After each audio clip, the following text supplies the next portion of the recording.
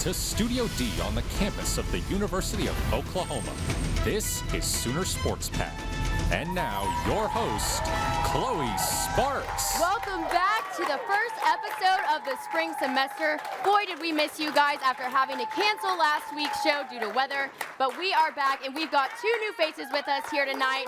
I'm your host once again, Chloe Sparks. But we are going to be calling shots with Caroline Grace and ballin' with Miss Sydney Bollier.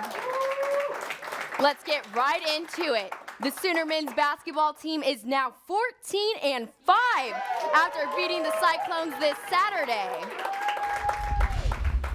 From the start, the Sooners held the court down. They allowed Iowa State to score just 9 points in the first 11 minutes of play and ended the first half sitting pretty, 41-25. Now, the Cyclones did manage to top the Sooners at 1 point, but it was just by 1 point. Reeves and the boys knew they'd get the last laugh as the Sooners widened the gap to as many as 11.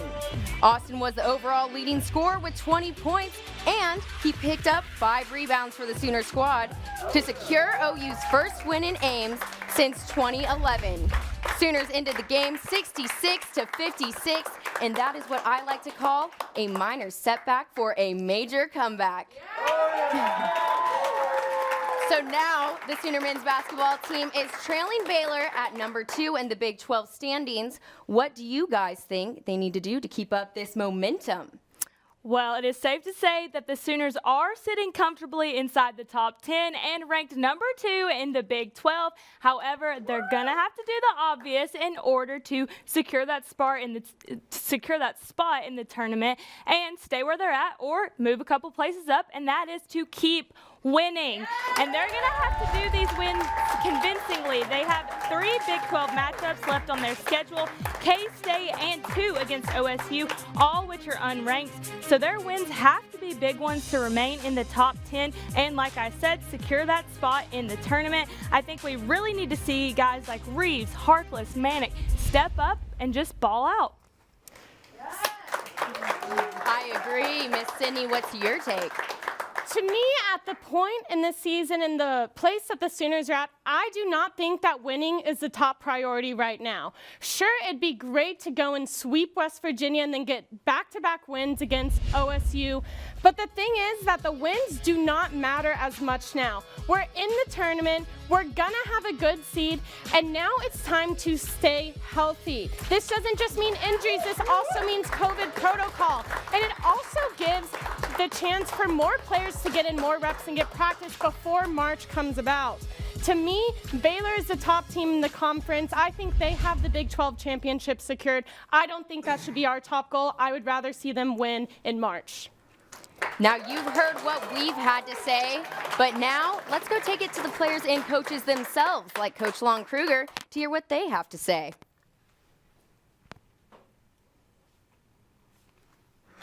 Okay, but sorry for those technical difficulties. Crimson Critique will come up later. But now we are going to be talking about our standout players of the weekend, and I will start us off. Like always, the softball team is absolutely dominating. They have won 7 of their first 7 games. What else could we expect? I'm going to have to call out Miss Jocelyn Allo. In this doubleheader against U of H, Jocelyn was fierce, beginning the trio of home runs for the Sooners. In 5 at-bats, she had 3 RBIs, but she wasn't done for the day after a 12-4 OU win. In Game 2, Allo hit a home run to begin the battle against the hungry Cougars. She finished with a perfect 3 for 3, 1 RBI, and added to her collection of homers, making it 5 on the season.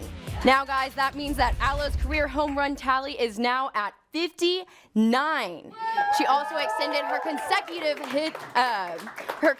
game hit streak to 20, and that's including the 2020 season. Now, I want to hear, can you guys top that? Who was your standout player of the weekend? I think I can top that, Chloe, because if you're not keeping up with this OU track and field star, it's time that you start now. I'm going with OU senior Cooper Campbell. This past weekend, he made a statement down in Lubbock, Texas, breaking the meet record, throwing 18.7 meters. That's further than 61 feet. He also set a new personal best and took home the first place finish. Right now, Cooper sits at number 2 in the Big 12 behind only the reigning national champ last year. Sydney, who you got? There's a lot of young, fresh faces on this year's women's gymnastics squad, but there also is a familiar face this year, and that is senior Anastasia Webb, and she is taking the reins for this year's team. She is the clear leader of this team. She's had 3 years under Coach KJ Kindler. She's trained under the best Maggie Nichols and company. She's the strongest all-rounder on the team right now. Over the weekend, she took home the vault title, and she also posted OU's highest all-around score. She's not dropping off now. Last week, she got a perfect 10 on vault. What can she not do? I believe that a lot of the younger girls are looking to her to see what she does and to get advice from her because she's done it before, she's been there before, and she's going to do it again. Girls are definitely looking up to her, Sydney. That is correct. And now that our technical difficulty problem is fixed, let's see what the men's basketball team is looking up to with Coach Lon Kruger in Crimson Critique. Gel and their abilities and capabilities complement each other, then that oftentimes transitions into success, like you say. And this group, though, they've different guys, different nights. They've won ball games in different ways. Again, it's been interesting to watch their growth and their development and their progress. Exciting to see, and most importantly, we got 3 or 4 more weeks where we have to keep getting better, and this group is focused on that, ever since December. Now you're not going to want to go anywhere because coming up, Sooner Sports Pad's own Kimber Ball is going to be interviewing the men's basketball superstar, De'Vion Harmon.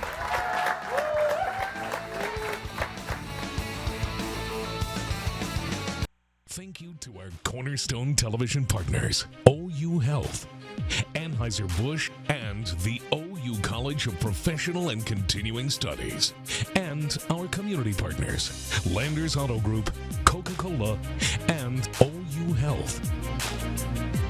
Welcome back to Sooner Sports Pad. Now, I know you didn't go anywhere because why would you? We've got De'Vion Harmon up next, speaking to Sooner Sports Pad's own Kimber Ball, and he just scored 10 points in that game against the Cyclones. Now, that's something you're going to want to listen to. Let's check it out. Thank you guys so much. And tonight we are joined by one of the stars of the surging Oklahoma men's basketball team, guard De'Vion Harmon. De'Vion, how you doing tonight, man? Man, I'm doing fantastic. How are you? I'm great. So I want to talk about last week because you guys had so many schedule changes and weather conflicts. What was that like for you and the team? Were you guys able to get a lot of work in? Got a lot of work in, got a lot of much needed rest. So it was perfect. Of course, you don't want no games postponed, but due to the weather and due to what this past year has been brought to us, just being able to play each and every game has been amazing. When you guys got back on the floor, you had that big win against Iowa State, helped move you up in the polls a little bit. What was the key to stopping that second half run that Iowa State went on and then really pulling away and making it a decisive victory? Really staying locked in on defense. We kind of got, we had a few possessions where we didn't get that much going on offense.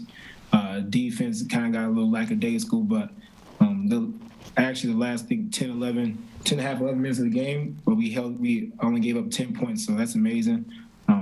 Obviously, you don't want to let them come back. I think we're up like 15 or more during that stretch, but it's a part of the game. What happens, but we didn't let that stop us, and most important, we got a big road win. Man, it seems like nothing's been able to stop you guys all year, and that includes a revolving door of player absences or games getting postponed or outright canceled. What's been the mentality like for you guys to just keep pushing through all that adversity and just keep winning? Man, it's been important. It's been all 15 of us and the coaching staff, everybody that's in our circle, really staying locked in, staying together. And just going out there and just having fun, competing. We never take it for granted. Every chance we can to get on the basketball court and get an opportunity to win games, take advantage of that, and I think we have. I think it's shown too. We've shown the world what kind of team we are, and what kind of team that that we're going to be as March comes. But taking it one game at a time, not getting just not getting too ahead, staying in the moment and just having fun. You touched on March a little bit. Clearly, there's no team that is above your guys' talent level. So what do you think is going to be the biggest challenge for this team heading into the tournament in March? We gotta, like I said, we gotta stay in it. Defense is what's gonna win championships. As long as we stay on the defensive side of the ball and really lock in on that, and obviously, the rebounding aspect of that, man, it makes the game, makes the offense that much more easier. It's a 40-minute ball game, and every game we gotta go out there and we gotta play the best 40 minutes that we can. And that does not mean everything's not gonna go perfect in the game, but we always, we just gotta find a way to win. That's what's gonna happen in March. You gotta find a way to come out on the winning side, because once the tournament comes, you lose, you go home. And I know I don't want to do that, and I know my teammates don't want to go home. Well, I know I cannot wait to watch you guys play in the tournament. I know the rest of the school can't wait to watch you guys play in the tournament. Thank you so much for joining us tonight, De'Vion. That's all the time we have. Back to you guys in the studio. OU is a Power 5 school and a leader among college football, and diversity has always been the Sooner model. But will they embrace this level of inclusion? Several Southern schools have followed the trend of some special new additions to their roster. Check it out.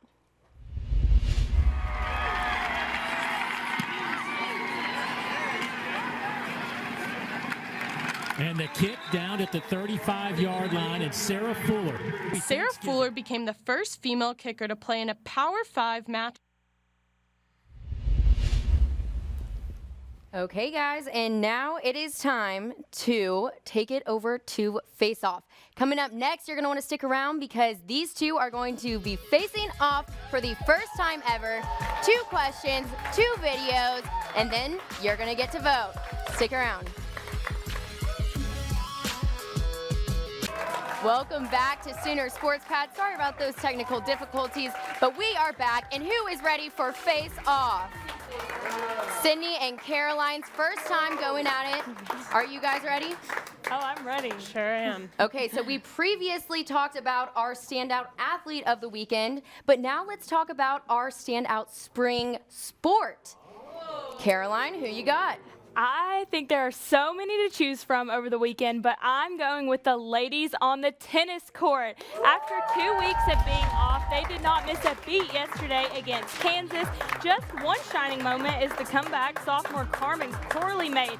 Get this, she was down 5-0 in the second set, then won 6 straight games and eventually clinched the tiebreaker. But she wasn't the only one. The doubles and the singles came out on top, and the Sooners went undefeated in every single match except for one that went unfinished, 5-all. I agree with Caroline. The Sooner spring sports are absolutely stacked. But I'll tell you what, do not miss out on a chance to watch this OU softball play this year. They have major depth, and they're a strong contender as they usually are. In their opening series, they took down the NCAA record for number of home runs in an opening game. Not only that, but they ended up destroying UTEP and ACU. Over the weekend, they took on a doubleheader against Houston, took them down, and this morning, they even killed Tarleton 13-0. I really can't wait to watch this squad take on some top teams and see what they're actually capable of. And I think we will definitely see these ladies make a run for the Natty this spring. Oh, for sure. Softball is always a top contender for the national championship. With girls like Grace Lyons on the team, and then we talked about her earlier, Jocelyn Allo. Man, this team is going far, as they always do. Yes. They're always stacked. Let's hear it for the girls. We picked 2 women's team. That's awesome. 2 for the girls. Sorry, boys. Okay, next question. Okay, so there were a lot of people that were disappointed by this year's All-Star roster. Who were you most shocked didn't make it? Well, although the starting lineup for the East and the West stands strong, there was one name on the list, one name that wasn't on the list that just did not sit well with me, and he goes by Dame. Damian Lillard tied with Luka Doncic, but Luka ended up with the spot because of the high number of fan votes.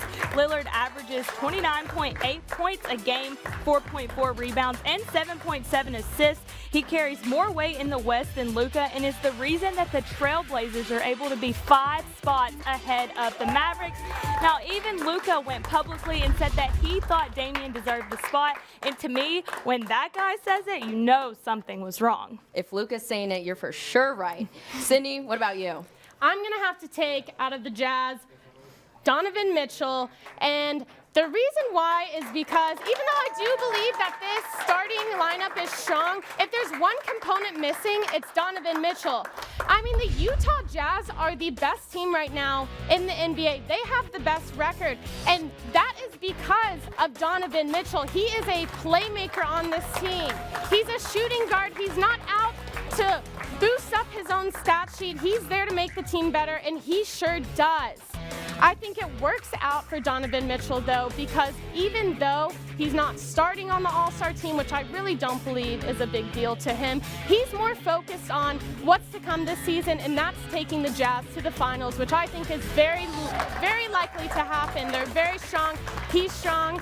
I think it'll be great. Man, it's such a shame there's so many guys. Even James Harden didn't make it. I mean, come on. What was happening this time around? Okay, but now you've heard who their standout spring sport was. You've heard who their NBA snub was, All-Star snub, and now it's time to take it to viral videos to really win them over. Let's win the crowd over. Show me what you got this Okay, week. well, I'm sticking with the girl power trend. Check this out. An 11-year-old from Arizona is showing up all the boys on the Pee Wee football field. This is straight from ESPN Women's Instagram page. She is just throwing bombs on that field. Look at that. That is a perfect spiral if I've ever seen one. Wow, just amazing. How could you not love that video? Honestly, my video doesn't need to be introed too much. It speaks for itself. But last week, the Timberwolves and the Raptors played, and this is what happened. Check out Anthony Edwards go up and throw it down. Look at him. This guy received a brutal treatment. He had no clue what he was getting into. And if you actually re-watch the plays and get a specific angle of the Raptors bench, in the second row, there's 2 Raptors players that literally turn their heads away. They do not want to see the carnage from this play. Poor guy, but wow, that's going to be on a poster in one of our kids' rooms one day. Maybe mine, I don't know. Even all the NBA players had stuff to say about that one. His name is going to be recognized for a while. Okay, guys, so now it's your time to decide which card you're going to play. The empathy card for the little girl who is great at football. The empathy card, come on. Or the slam dunker with Sydney. So if it's going to be the football player, let's give it up for Caroline. Yeah. Okay, now if you think the slam dunk one with Sydney, let's hear it. That's all you got? I can dunk for you, Chloe, after this if you want.